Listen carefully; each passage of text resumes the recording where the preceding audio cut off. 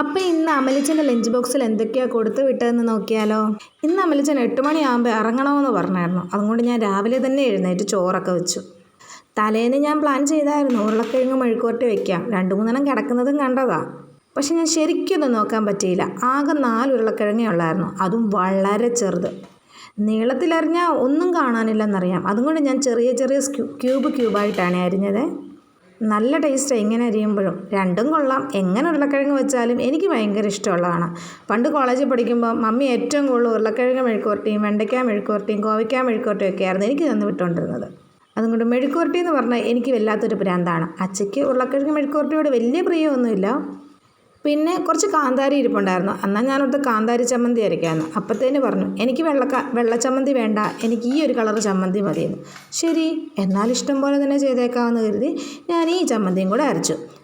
കൊച്ചുള്ളിയും ഇഞ്ചിയും കറിവേപ്പിലയും ഒക്കെ ഇട്ട ചമ്മന്തിയാണിത് കേട്ടോ. പിന്നെ പതിവായിട്ടുള്ളൊരു ഐറ്റം ആണല്ലോ മുട്ട പൊരിച്ചത്.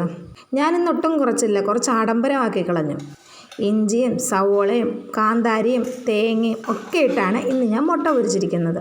അപ്പോൾ എല്ലാം കൂടെ ഒരു പിടി പിടിക്കുമ്പോൾ ഒരു രക്ഷയില്ല കേട്ടോ. ഇപ്പോഴേ വായി വെള്ളം വന്നു.